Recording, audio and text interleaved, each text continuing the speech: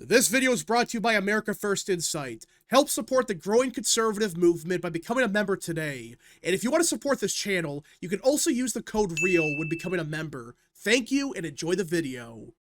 As most of you have probably heard by now, a judge in Virginia blocked Virginia Democrats from redrawing the maps for 2026. And yes, this is a real thing. This actually happened. We are getting good news out of Virginia for redistricting. And it seems like as of now, again, this could change, but as of now, the Democrat plan to redraw Virginia looks dead on arrival. It does not look like it's going to happen before 2026. Now, again, it has to go through the appeals. It's going to the Virginia Supreme Court more than likely. But a lot of people are saying it's looking less and less likely that this actually happens, which is a huge win for the GOP. But I don't think people truly understand how big of a victory this is for Republicans, because Democrats were planning on either a 9-2 or, and this is the most likely outcome, a 10-1 map, which would have given Democrats up to 4 extra House seats for 2026, which at that point would have made the pathway for the GOP a lot more difficult. But now it's looking like that plan is dead.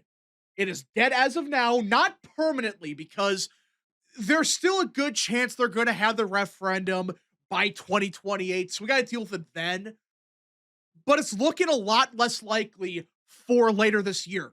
And you look at the current state of the map, and it becomes apparent that, yeah, Democrats not redistricting in Virginia could be the difference between a Republican or a Democrat majority after November. Now, I should be clear about this. This is not an official prediction. In fact, this map is not what's going to happen come November. I mean, this is a as of now kind of ordeal. Things can change. These are not old guarantees or whatever. But the point is, Republicans right now, they start at 203 in the House, meaning there's 203 House seats that I consider to be safe or likely. Now, they could flip Democrat, but realistically, the safe seats, they're going Republican. Likely ones, same thing, but there is a higher chance that Democrats could flip them. But more than likely, they're going to stay Republican or go Republican. Same thing with Democrats. They have 195 seats that are safe or likely. So it's a battle for 218. And you may notice something very apparent. There are still up to 8 seats for redistricting that we're watching. It's the seats in Florida, Virginia, and oddly enough, one in New York now, because there's a weird lawsuit that was filed and Democrats actually won the lawsuit, and it really only targeted a single seat. Yeah, one seat. And you could probably guess it's the one Republican seat on Staten Island. It's just insane. The ruling's kind of batshit crazy. They said some weird stuff. Now, we got to see what happens there, but that's to be determined. The New York one, we don't know. We'll see what the appeals say, because that lawsuit, the ruling was weird. They said some weird stuff.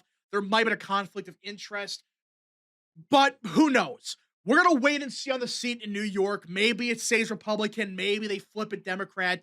To be determined. But we're going to focus mostly on Florida and Virginia. And I know you could talk about Alabama and Mississippi and Louisiana, because guess what? The Section 2 of the VRA, it might get gutted. And at that point, you're going to see a bunch of seats in the South flip Republican. They're going to redraw these maps more than likely, and it gives Republicans a huge advantage there. But we're going to ignore that. That's to be determined. It is at the Supreme Court right now. I think, partially at least, they're going to gut Section 2, which would be a big win for the GOP. California, to be determined there. But realistically, I don't think they're going to overturn the map. It sucks what happened there, but I don't think it's going to happen. Maybe it does. Maybe the Supreme Court intervenes and says, no, this map's illegal. But we shall see there. But really, we got to talk about Florida and Virginia. These are the 7 to 8 seats that could decide the House majority after 2026. Yeah, these two states, depending on how they redraw or if they do, will possibly decide the House next year, or I should say later this year. And let's start with Virginia because we just talked about it. A judge in Virginia said, no, the current way they're doing the referendum or they're trying to do it, it's illegal, it doesn't count.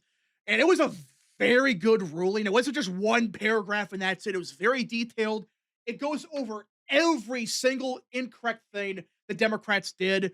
And now even some Democrats are skeptical that they even could redraw now. That is huge. Now, again, this does not mean that the referendum is done for good. There's not going to be referendum. That's not the case. Because all of this is going to really do out of Virginia, at least, it's going to delay the inevitable or potentially delay it. Because there's a chance that maybe Republicans take back the majority in 27 and maybe they can push it back. We'll see how that goes. But either way, 2028 or 2030, you're probably going to see the 9-2 or 10-1 map out of Virginia. But right now, it's looking very likely that the map in Virginia stays, which in that scenario, that would give Republicans an additional 2 safe seats.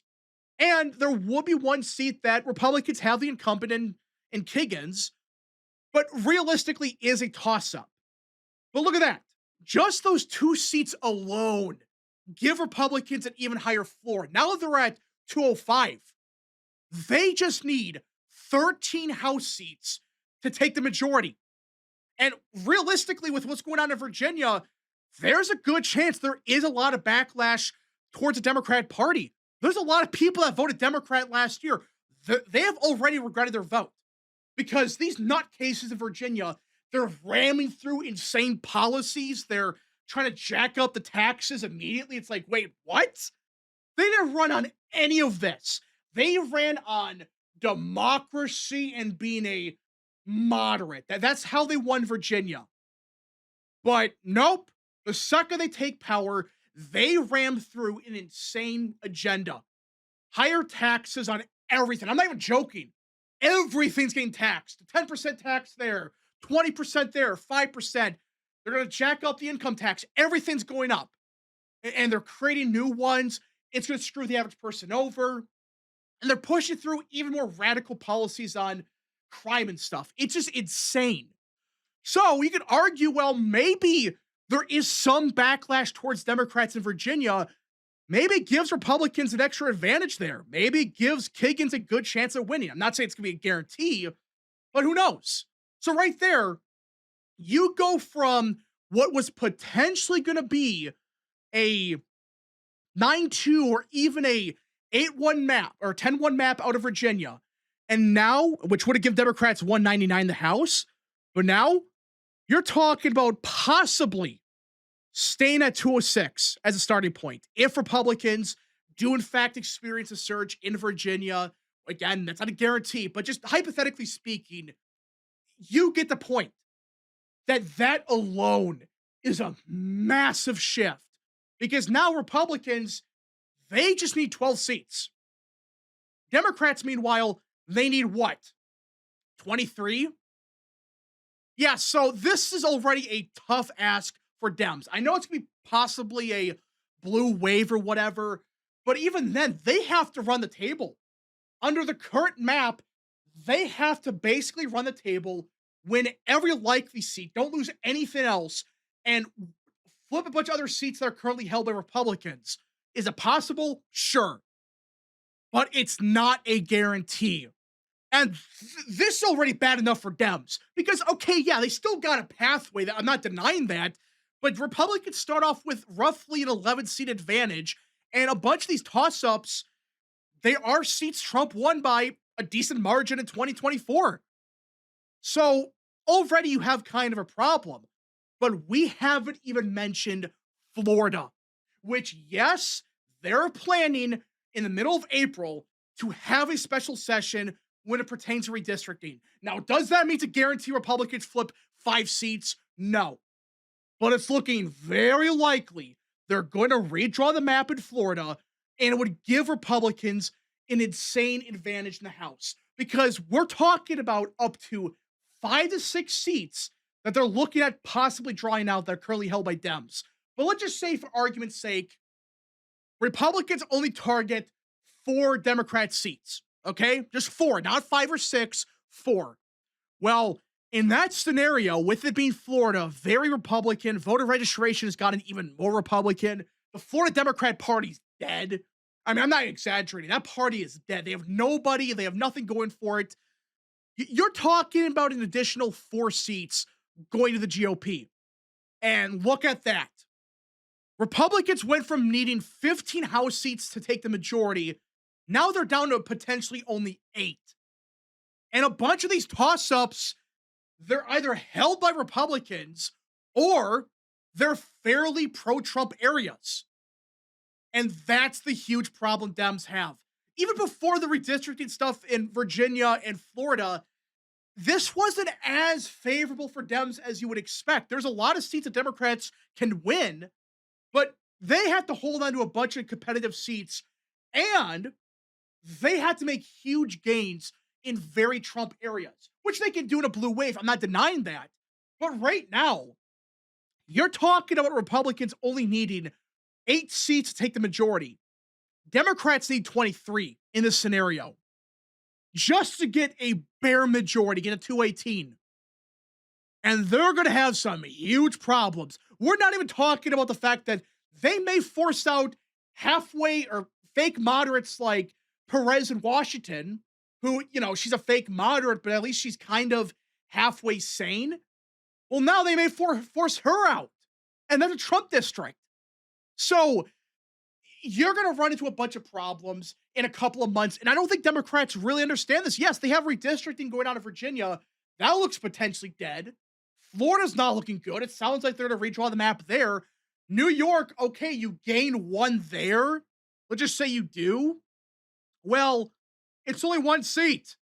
You go from needing 23 to you still need 22. You see the problem here? Again, this is going to be probably a Democrat environment, more than likely. But right now, the map is still not friendly to Dems. And we don't even know what's going to happen in the South. We don't know if Section 2 is gutted. How do Democrats expect to win the majority? How? Because, okay, even if just 1 or 2 states in the South, like Alabama and Louisiana, let's say they redraw. You're talking about up to 4 extra Democrat seats going Republican. Yeah, so at that point, you're at 214. Potentially. Let's just say 210.